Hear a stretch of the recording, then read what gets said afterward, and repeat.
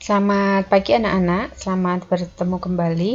Apa kabar kalian? Semoga tetap sehat dan tetap menjaga imunitas tubuh kalian dengan tetap bersukacita ya.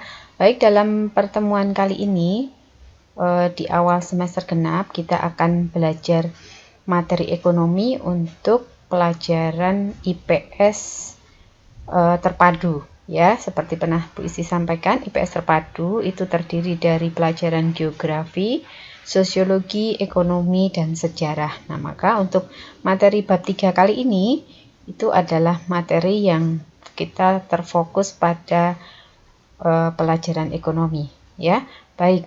Dengan tema bab 3 keunggulan dan keterbatasan antar uang serta pengaruhnya terhadap kegiatan ekonomi, sosial dan budaya di Indonesia dan di Asia. Ya. Oke, baik. Dalam materi bab ini kalian akan diajak untuk mengenal berbagai sumber daya alam di Indonesia, juga mengenal perdagangan antar pulau, kemudian mengenal pelaku kegiatan ekonomi, menganalisis model penguatan ekonomi maritim dan agriculture, serta menganalisis pendistribusian kembali pendapatan nasional. Jadi melalui setiap aktivitas para pelaku kegiatan ekonomi, kita akan menemukan bagaimana pendapatan nasional itu dapat didistribusikan kembali kepada masyarakat. Baik, kita akan mulai saja. Nah, tentu kalian masih ingat dengan gambar ini. Ini adalah peta sebaran sumber daya alam Indonesia. Waktu kelas 7 kalian sudah saya minta untuk menganalisis gambar peta ini. Jadi kalian saya minta untuk menemukan nama-nama sumber daya alam beserta wilayah penghasilnya. Ya, lalu kalau kita perhatikan juga dari gambar ini, tentu kalian masih ingat betapa kayanya negara kita Indonesia dengan sumber daya alamnya. Dari Sabang sampai Merauke, bahkan kalian bisa menemukan begitu banyak sumber daya alam yang beraneka ragam. Ya, nah, ini akan menjadi keunggulan bagi bangsa kita untuk dapat melakukan pertukaran atau melakukan perdagangan baik antar wilayah, antar pulau maupun antar negara. Ini adalah modal yang sangat besar bagi sebuah negara. Baik, ini adalah kabar terbaru di sekedar info, tetapi ini sangat bermanfaat juga untuk kalian ketahui. Ini saya menemukan beberapa berita ya yang saya rangkum dalam breaking news materi pelajaran kita hari ini. Di sini ada siapa sangka bahwa Indonesia adalah produsen nikel terbesar di dunia. Kemudian bukan Vale atau Antam, ini produsen nikel terbesar di Indonesia. Jadi ternyata perusahaan-perusahaan swasta di Indonesia juga mampu mengelola sumber daya alam Indonesia. Kemudian dari untuk apa sajakah manfaat nikel, kalian bisa baca dari judul artikel berita ini, yaitu dari sendok sampai mobil listrik, ini dia kegunaan nikel. Nah, maka ini adalah salah satu bahan tambang terbesar di dunia yang ditemukan di Indonesia adalah nikel, di mana ternyata manfaat nikel adalah untuk memenuhi kebutuhan-kebutuhan akan barang-barang baik kebutuhan kita sehari-hari maupun kebutuhan-kebutuhan lain yang berkaitan dengan teknologi. Ya, kalian akan bisa membaca lebih banyak lagi manfaatnya dengan mengklik sumber-sumber berita yang sudah saya cantumkan di sini. Nah, ini adalah sumber pendapatan negara juga ya. Kemudian ini adalah berita tambahannya, daftar negara penghasil nikel terbesar di dunia. Nah, Indonesia nomor berapa? Di sini kita lihat bahwa Indonesia ternyata nomor 8. Tetapi anak-anak, ini adalah data yang saya peroleh dari gambar tahun 2017 ya, 2017 dan 2018. Nah, maka kalau kita beranjak ke gambar yang ke berita yang tadi bahwa Indonesia sekarang telah menjadi penghasil nikel nomor 1 di dunia ya, dari tiga berita yang tadi saya tampilkan. Kalian akan menemukan banyak sekali berita yang mengemukakan bahwa Indonesia adalah penghasil nikel terbesar untuk saat ini. Maka di masa pandemi yang kelihatannya perekonomian kita sedang terpuruk, ternyata ditemukan berkat-berkat lain yang justru bisa mengangkat perekonomian Indonesia, ya, dari penghasil dengan menjadi penghasil nikel terbesar di dunia dari bahan tambang di Indonesia di beberapa wilayah. Kalian akan bisa pelajari sendiri. Baik, Bu Isti akan membahas tentang materi kita selanjutnya dalam bab ini, dalam bab keunggulan dan keterbatasan antara ruang ini, kita akan membahas juga tentang pelaku kegiatan ekonomi, ya. Tetapi untuk dapat membahas tentang pelaku kegiatan ekonomi, saya ajak kalian untuk mengingat kembali apa saja kegiatan ekonomi itu. Di mana kegiatan ekonomi terdiri dari produksi, distribusi, dan konsumsi. Apa itu distribusi? Tentu kalian masih ingat, yaitu kegiatan membuat, menghasilkan, atau menambah nilai atau manfaat suatu barang.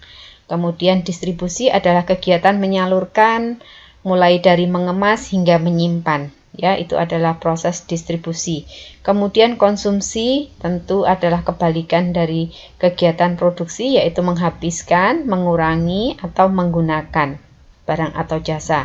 Maka sekali lagi kalian harus move on dari kalimat bahwa yang namanya konsumsi itu selalu berkaitan dengan makan dan minum. Tidak, ya.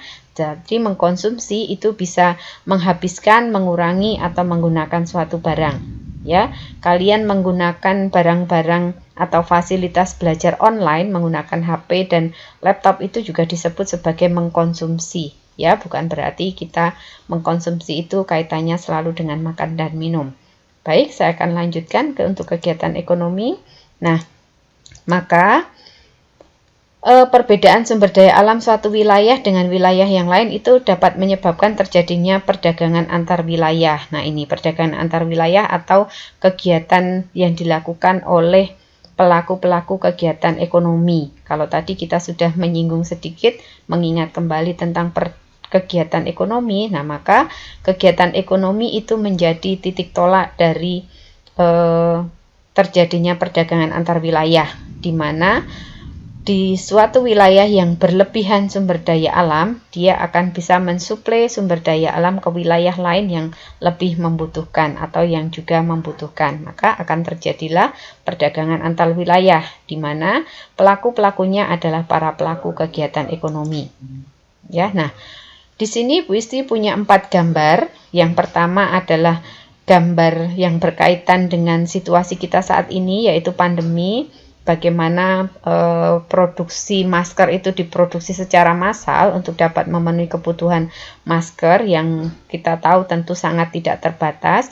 Kemudian yang kedua adalah di mana ada keramaian orang-orang berbelanja tetap dengan melakukan protokol kesehatan, menggunakan masker dan menjaga jarak. Nah, ini rupanya mereka sedang melakukan kegiatan konsumsi, ya, memenuhi kebutuhan. Nah, ini nanti kalian akan lihat, akan menganalisis lebih jauh untuk gambar-gambar berikut ini. Kemudian di sini ada gambar kantor pajak, di mana ada beberapa atau ada banyak sekali masyarakat yang sedang melakukan mungkin transaksi, ya, melakukan transaksi atau sedang melakukan kegiatan yang berkaitan dengan pembayaran pajak. Lalu di gambar yang keempat, ini ada gambar kontainer ekspor, yang artinya adalah kegiatan impor ekspor. Ini semua adalah kegiatan ekonomi di mana masing-masing memiliki pelaku dan memiliki tujuannya sendiri-sendiri. Ya, nah, maka dalam kesempatan kali ini melalui tabel ini, nah, saya minta kalian untuk menganalisis, mengamati 4 gambar tadi, kemudian membuat dalam buku catatan kalian masing-masing, buatlah tabel seperti gambar seperti ini. Kemudian kalian akan mengisikan gambar nomor 1 tadi pelakunya siapa saja, kemudian apa yang dilakukan, kemudian apa tujuan kegiatannya. Misalnya tadi gambar 1 adalah pelakunya perusahaan, yang dilakukan adalah memproduksi masker, kemudian tujuannya adalah untuk memenuhi kebutuhan akan permintaan masker di masyarakat. Ya, oke, baik.